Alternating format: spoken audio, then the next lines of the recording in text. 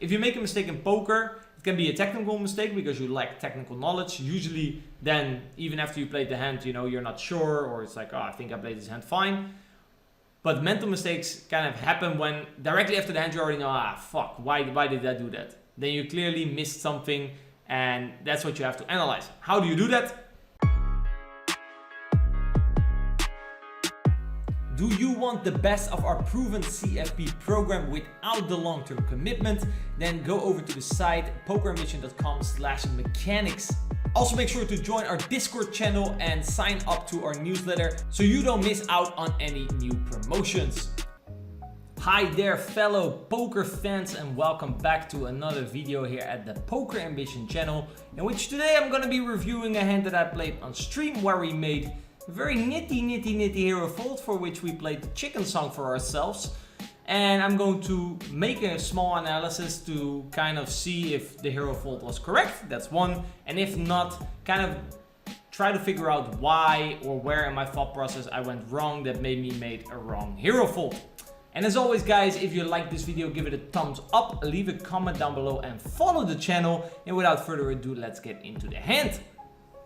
So here we have the hand. We are streaming on the Wacko show. For the people who have never been to a Wacko show, it's live on Twitch. And we flop de pair. And we flop de pair, as I just stated in French. Oh, sorry French people. Don't mean this in a bad way. I just like saying, when I have two pair, I just like saying de pair. Yeah, it's just a thing that we have. What you gonna do? What you gonna do when you have two pair? I'm gonna call. You know, it's usually poker is quite easy when you don't have a hand, because it's just like, do I bluff or do I not bluff? But when you have a good hand, it's like, do I slow play? Do I check raise? Do I do this? So we decided to go for the check call. Okay. Easy call again on the turn. He can still be value betting worse. In terms of maybe ace queen, maybe some ace 10 suited. So yeah, as I just said, easy call on the turn. I don't think check raising is going to be a thing. We started the hand a little bit deeper, which is important, as this was also, I think, one of the reasons why I was leaning towards a fold on the river. People are now like, what the fuck, Wacko, did you fold two pair? I've seen you station quite hard. Yeah, I know, I don't know what's happening either. I was in a very nitty mood. So let's see what happens. So I think also, if you get check raised, maybe at 100 BB, I think it's a fine check raise. You know, you can make him fold like, I don't know, I had like 10-9 or something, but it's only a gutter. You know, you can now get maximum value out of ace 10, ace queen, maybe get called by a flush draw. So I would say 100 BB, I don't mind a check raise on the turn. Easy call. Not sure if he's gonna value bet ace queen on the river though, so that's gonna be interesting. So this, I think, is the first interesting spot. You'll hear me say I don't think he's going to value bet ace queen on the river. So I'm clearly looking, okay, is he still gonna bet? And do I have a bluff catcher? Is he still betting worse? So this is like the first point where you can see my thought process going. I'm already not that happy with the spot. He goes in the tank and eventually shoves for 126% pot. I am not happy, as you can clearly see. Yeah. This is not really a spot that gets bluffed all that often. So the first point was, I don't think he's value betting ace queen anymore. Second point is, I don't think this is a spot that gets bluffed very often for multiple reasons. Jacks, ace jack. You can clearly see I'm not playing GTO here, as we have a very good blocker to obviously his value bets. That's significantly reduced, and we're not really blocking his main bluffs, which, like I said, are probably gonna have to be a frequency 3-bet pre-flop like 10-8 offsuit or something. Jack, probably not offsuit. Do you have ace queen?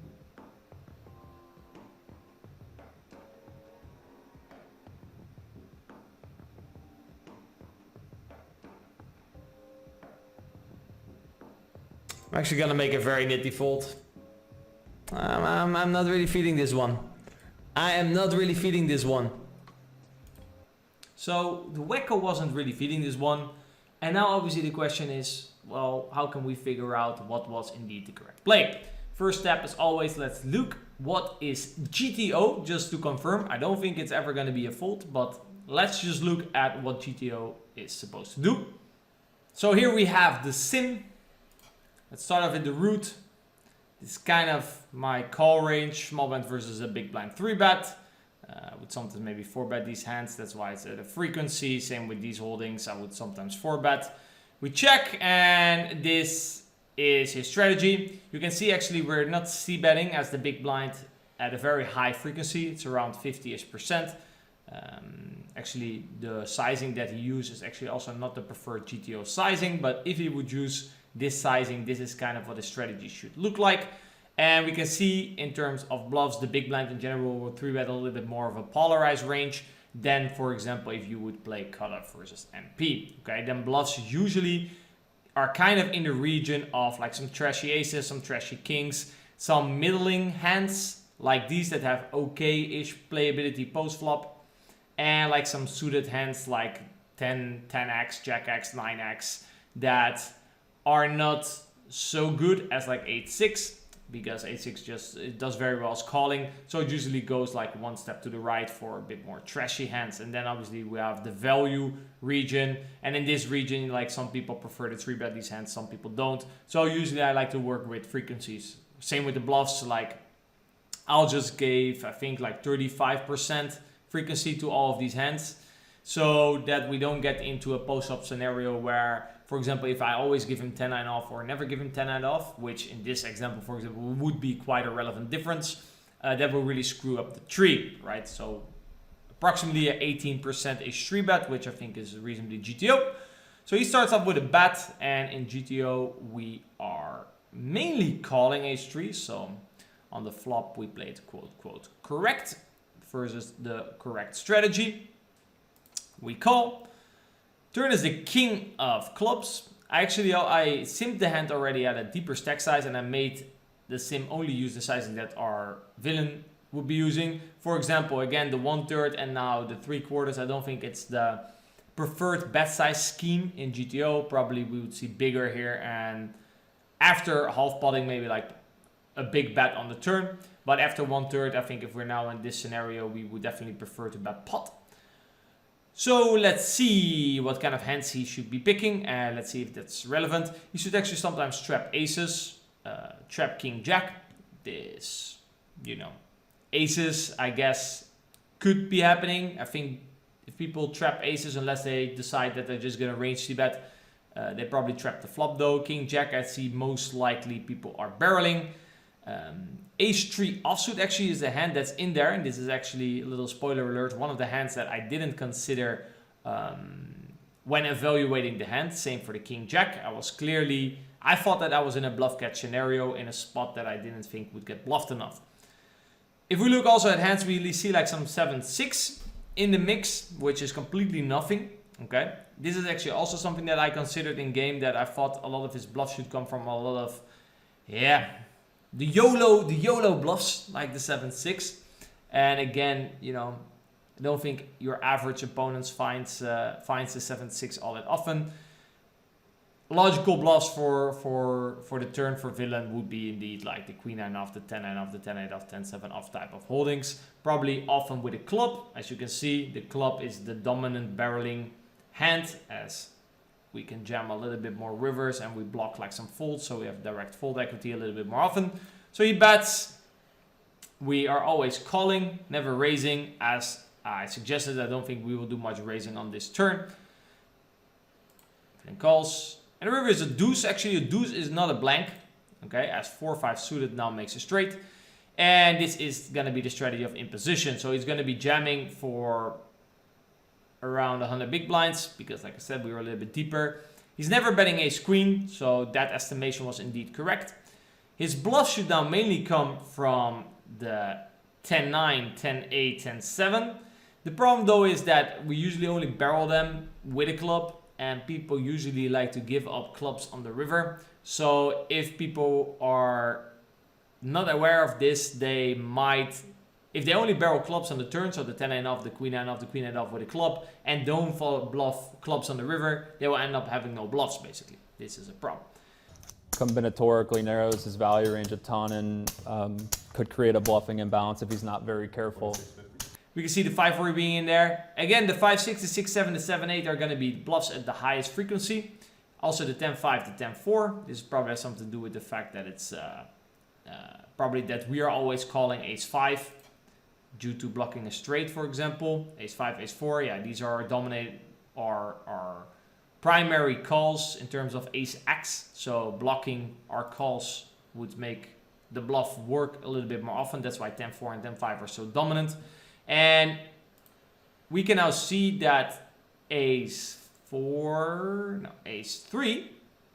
So actually ace-4 is making around 2 BB, a little bit less. And ace-3, the 2 pair, is actually making around... Okay, so apparently the suits are quite important. Don't think in practice this really matters all that much. So let's say the average, we made around 4 BB on a call. So I would say actually the call, maybe some people are now like, oh, actually I expected us to make way more. So you can see actually already in GTO the call, you know, it is a call, but it's not like we have, or actually King Jack, the 2 pair is actually a very bad call. It doesn't really make much. His queen also doesn't really make much. Yeah, it's not an ace jack where we make 40 BB. Okay, so the call is already marginal-ish. Another very easy way I like to just evaluate a river call is to use a program like Equilab or Poker Ranger, which is this program over here. I already put it in our hand. I put it in bluffing combinations and I put it in the board.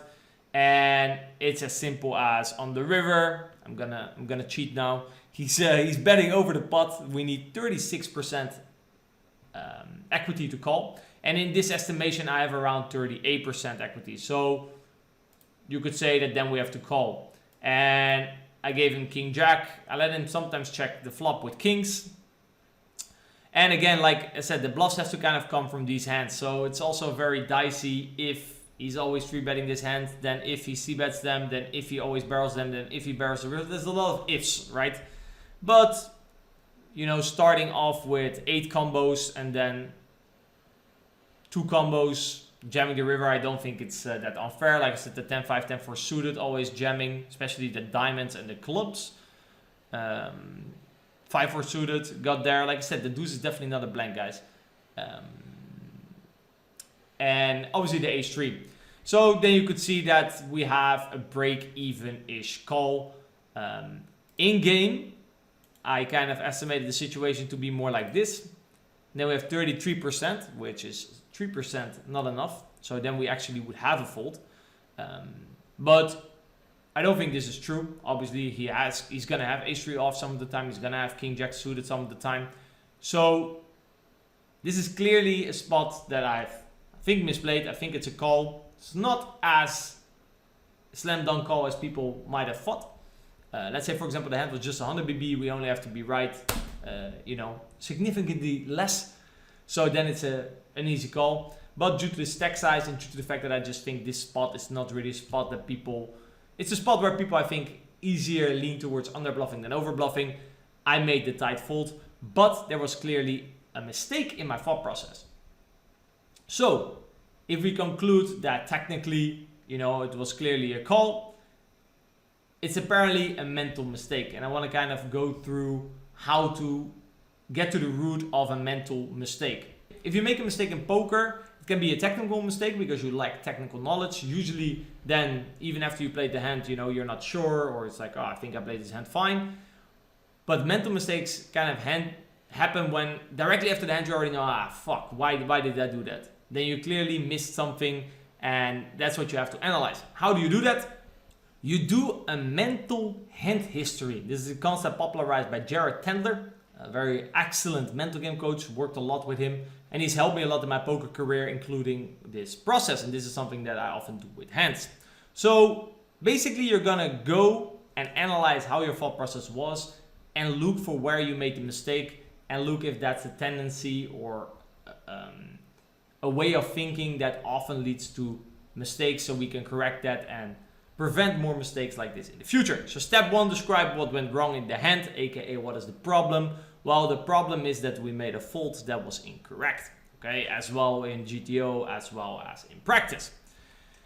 The second step is, because we always, what we do in game, okay, we're not gonna go Gordon. Why do you do this shit all the time? All the fucking time. I teach you, don't do those gay bets. Why do you have to do it? Why? I don't get it. Why? Instead of shouting at your students, maybe there's a coach walking, you have to ask yourself, okay, I'm interested. What were you thinking while playing this hand that made you make this decision? At the moment, okay, unless you really have a self-sabotage from another level, you do things because you think it's correct. You're not gonna make the wrong play on purpose, okay? So why did I react this way in this situation? Why did it make sense for me at that time? Why did it make sense? Well, that's what I explained. I thought it was an underbluff spot and I thought we had a bluff catcher, okay? Step 3, what is the flaw and why is it flawed? The flaw is that we were not bluff catching, as villain would sometimes bet a worse hand for value. This is the main correction to the flaw. This was just something that I missed. Now, obviously in these hands particularly, you can say, yeah, okay, yeah, you missed that. But let's say, for example, you suddenly find out that you do this quite often.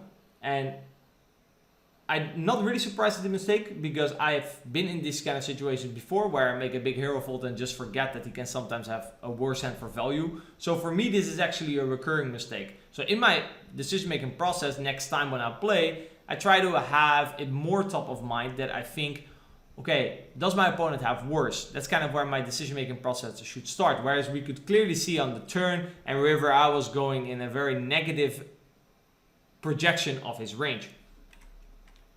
Step 4, what is the correction? What did we miss? Where did we go wrong? Kind of already gave that right. We missed the fact that he could sometimes value bet a worse hand. Step 5, why is this correct and what can we learn from this? This is exactly what I also just said. I went ahead of myself in the steps. What we can learn from this is, in the future, keep track of his range a little bit better. What is the bottom of his value range? And do I beat that? Do I beat a worse hand? Usually in bluff catch scenarios, if he's sometimes betting the same hand or he's sometimes betting a worse hand, it's very, very rare that you still end up having to fold. So I think this is the main flaw in my thought process in this hand. So this video showed you a little bit of a different insight. I think this is a very valuable 5 steps that Jared has provided the poker world with in order to fix their mental game mistakes. So if you in the future played a hand that you already knew afterwards was wrong, go through this process. I personally have gained a way better understanding of certain mental game leaks that are in my thought process, and I've done a very good job in my opinion to correct those.